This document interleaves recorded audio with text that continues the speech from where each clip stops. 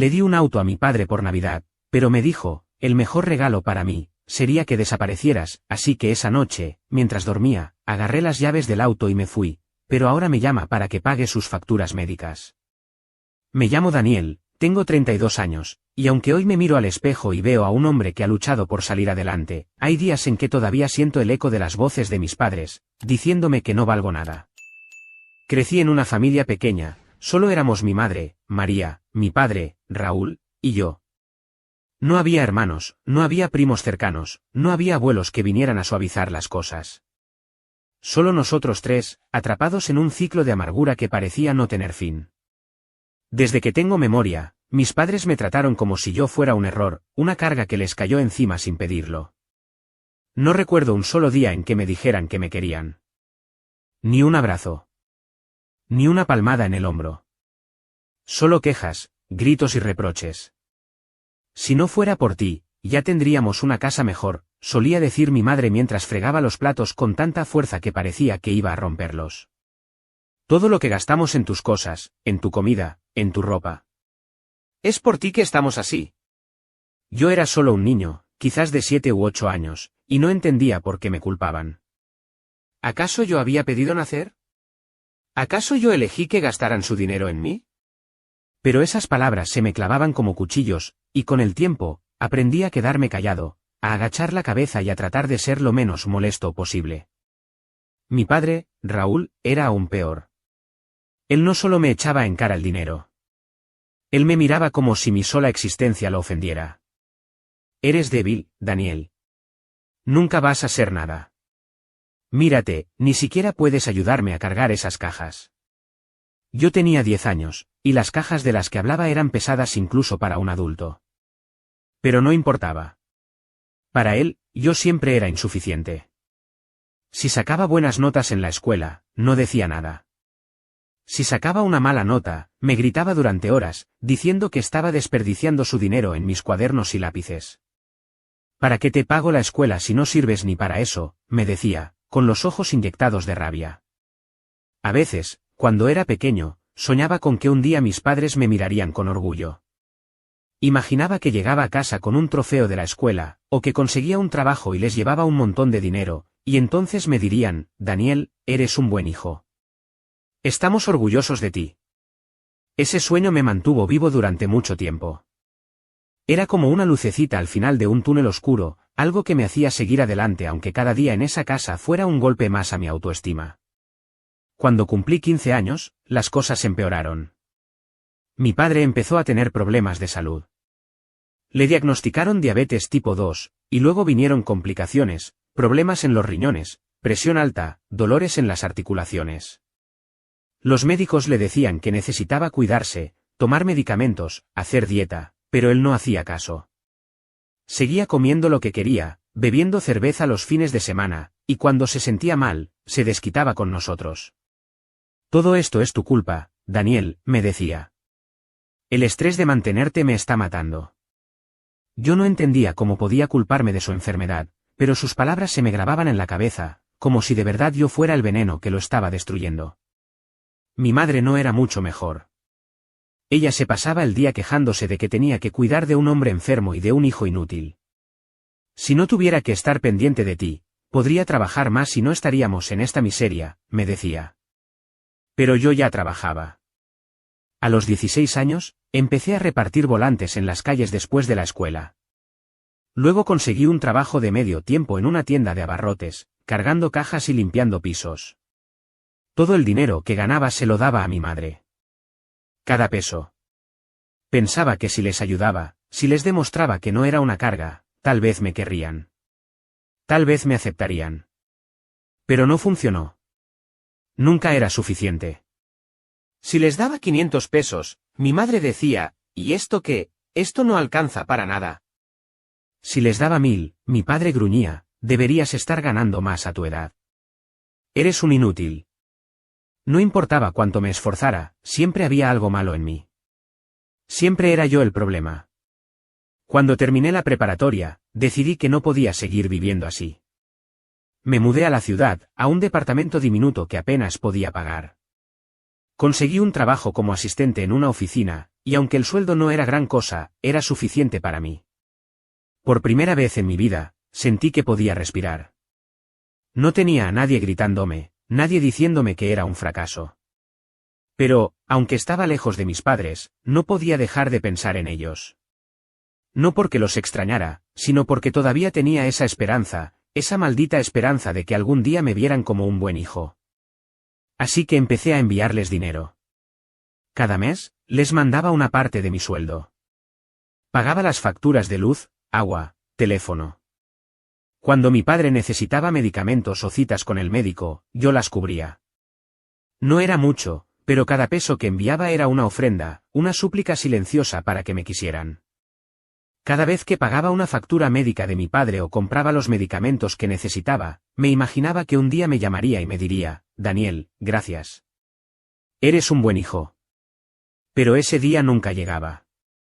En cambio, mi madre me escribía mensajes cortantes, el medicamento de tu padre se acabó. Mándanos dinero. O mi padre me dejaba un mensaje de voz gruñendo, ¿dónde está el dinero para la luz? ¿Crees que esto se paga solo?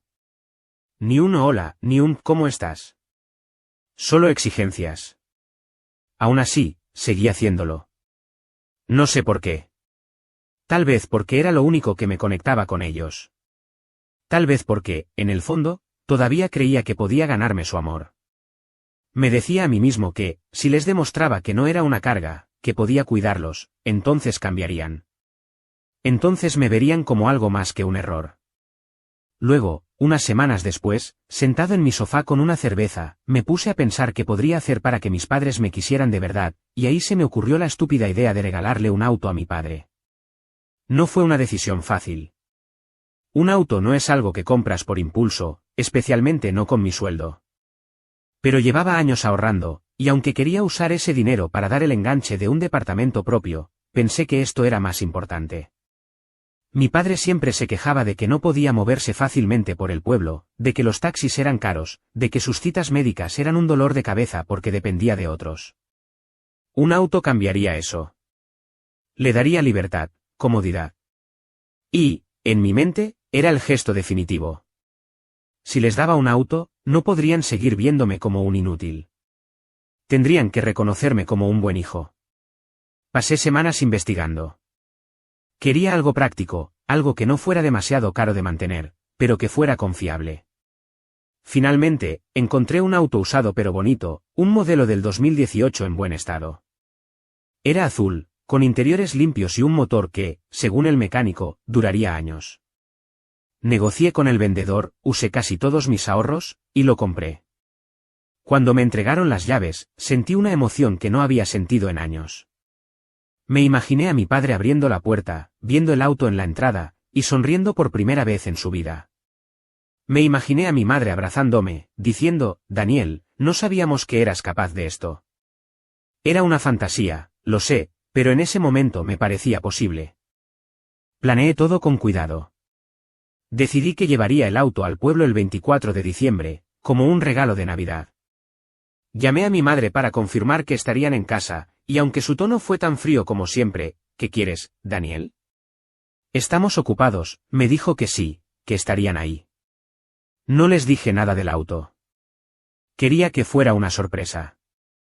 Quería ver sus caras cuando lo vieran. El día antes de Navidad, manejé las 3 horas desde la ciudad hasta el pueblo. El auto estaba impecable, lo había lavado, le había puesto un lazo rojo grande en el capó, como en las películas. En el asiento trasero llevaba una caja con regalos pequeños, una bufanda para mi madre, un par de zapatillas cómodas para mi padre, y una tarjeta donde escribí, con mi propia letra, gracias por todo. Espero que este regalo les haga la vida más fácil. Los quiero, Daniel. Me sentía nervioso, pero también lleno de esperanza. Por primera vez en años, sentía que estaba haciendo algo que podía cambiarlo todo. Cuando llegué a la casa, el sol ya se estaba poniendo. La fachada seguía igual, pintura descascarada, un jardín descuidado con hierbas crecidas. Estacioné el auto frente a la entrada, asegurándome de que el lazo rojo fuera lo primero que vieran al salir. Respiré hondo, tomé la caja con los regalos, y toqué la puerta. Mi madre abrió, con el ceño fruncido. ¿Qué haces aquí, dijo, sin siquiera saludarme. Te dije que vendría por Navidad, respondí, tratando de mantener la sonrisa. Ella gruñó y se hizo a un lado para dejarme pasar. Adentro, mi padre estaba sentado en el sofá, viendo televisión. No se levantó. No me miró. Solo dijo, ¿y ahora qué quieres? Tragué saliva. Traje algo para ustedes. Es una sorpresa, ¿pueden salir un momento? Mi madre puso los ojos en blanco, pero se levantó. Mi padre, con esfuerzo, se puso de pie, apoyándose en un bastón que usaba desde que sus rodillas empezaron a fallarle. Los dos me siguieron hasta la entrada. Cuando abrieron la puerta y vieron el auto, hubo un silencio. Por un segundo, pensé que estaban impresionados. Que estaban procesando lo que veían. Pero entonces mi madre habló, ¿y eso qué es? ¿De dónde sacaste un auto? Su tono no era de sorpresa, sino de desconfianza, como si pensara que lo había robado. Lo compré, dije, tratando de sonar orgulloso. Es para ustedes. Para papá, principalmente. Sé que le cuesta moverse, y pensé que esto les ayudaría con sus citas médicas, con las compras, con todo. Es mi regalo de Navidad. Mi padre se acercó al auto, lentamente. Tocó el lazo rojo, miró el capó, y luego se giró hacia mí. Esperaba una sonrisa, un gracias, cualquier cosa. Pero lo que dijo me rompió en 1000 pedazos. ¿Crees que con esto vas a arreglar todo? ¿Que porque gastaste dinero en un auto ya no eres una carga? Su voz era fría, cortante. El mejor regalo para mí, Daniel, sería que desaparecieras. Que dejaras de existir. Así no tendría que seguir lidiando contigo. El mundo se detuvo. Sentí como si alguien me hubiera golpeado en el pecho. Miré a mi madre, esperando que dijera algo, que lo corrigiera, que me defendiera. Pero ella solo asintió, cruzada de brazos. Tienes razón. Siempre has sido un problema. No necesitamos tu auto. Necesitamos paz. No sé cómo no me puse a llorar ahí mismo. No sé cómo logré mantenerme en pie. Solo recuerdo que dejé la caja con los regalos en el suelo, junto al auto, y dije, con la voz temblando, «Feliz Navidad». Luego me di la vuelta y caminé hacia la casa y entré al cuarto de invitados. Esa noche, mientras ellos dormían, agarré las llaves del auto que le había regalado a papá y salí de la casa, cerré la puerta con cuidado, y me subí al auto. Quité el lazo rojo y lo tiré al asiento trasero.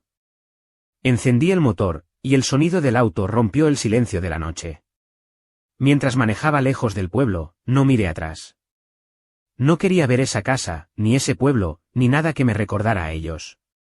Por primera vez en mi vida, sentí que estaba tomando el control. No era el Daniel débil, el Daniel inútil, el Daniel que siempre rogaba por un poco de cariño. Era solo Daniel, y estaba harto.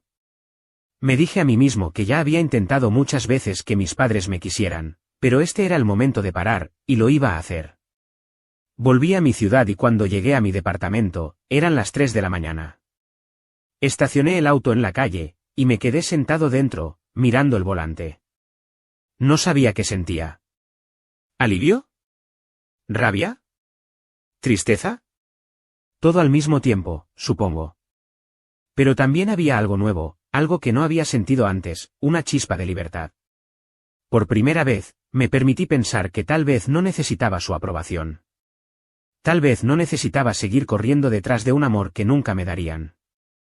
Los días siguientes fueron extraños. La Navidad pasó, y no recibí ni un mensaje de ellos. Ni una llamada, ni un «¿Dónde está el auto?», ni un «¿Por qué te fuiste?». Nada. Una parte de mí esperaba que se disculparan, que dijeran que no querían decir esas cosas, pero la otra parte sabía que eso nunca pasaría. Raúl y María no eran de los que se arrepienten. Ellos siempre tenían la razón, y yo siempre era el problema. Decidí que no les escribiría. No les enviaría dinero. No pagaría sus facturas. Durante años, había sido su cajero automático, su solución para todo, y ellos nunca lo valoraron. Ahora, iba a vivir para mí. Vendí el auto una semana después. No quería quedármelo, cada vez que lo veía, recordaba esa noche. Conseguí un buen precio, suficiente para recuperar parte de mis ahorros, y lo puse en una cuenta nueva, una que usaría para mí. Por primera vez, empecé a pensar en lo que yo quería, un mejor departamento, un curso para seguir estudiando, tal vez un viaje. Cosas que nunca me había permitido soñar porque siempre estaba ocupado cuidando de ellos. Pasaron los meses, y la vida siguió.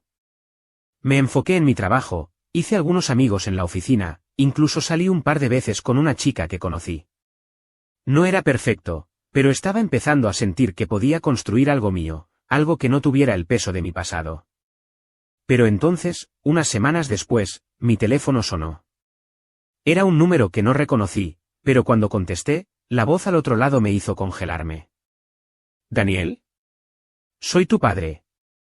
Raúl. Su voz era la misma, áspera, exigente, como si estuviera a punto de regañarme. No dijo hola, no preguntó cómo estaba. Solo fue directo al grano. Necesito que pagues mis facturas médicas. El doctor dice que tengo que empezar un tratamiento nuevo, y no tengo el dinero. Tú siempre te has hecho cargo de eso, así que mándame el dinero ahora. Me quedé en silencio, apretando el teléfono con tanta fuerza que pensé que lo rompería. ¿Después de todo lo que pasó? ¿Después de decirme que quería que desapareciera? ¿Ahora me llamaba como si nada, exigiendo que le pagara sus cuentas? Sentí una oleada de rabia, pero también algo más, claridad. Por primera vez, vi a mi padre como era. No como el hombre al que quería impresionar, no como el padre que soñaba que algún día me querría, sino como lo que realmente era, un hombre egoísta que solo me veía como una herramienta. No voy a pagarte nada, dije, con la voz más firme que jamás había usado con él. Hubo un silencio al otro lado. Luego, su voz se volvió más dura. ¿Qué dijiste? Soy tu padre, me debes todo, sin mí, no estarías donde estás, paga las facturas o te vas a arrepentir. No te debo nada, respondí. Durante años, pagué todo. Sus facturas, sus medicamentos, su comida. Gasté mis ahorros en un auto para ti, y me dijiste que desapareciera. Bueno, lo hice. Ahora vive con eso. Hizo una pausa, y escuché un sollozo. Raúl, el hombre que nunca había mostrado una pizca de debilidad, el que siempre me había tratado como si fuera un estorbo, estaba llorando. Sé que dije cosas horribles, continuó, con la voz quebrada. Sé que no fui un buen padre. Pero estoy arrepentido, Daniel. No quería decir eso. Eres mi hijo. Por favor, no me dejes así. Necesito tu ayuda. Por un momento, sentí algo en el pecho.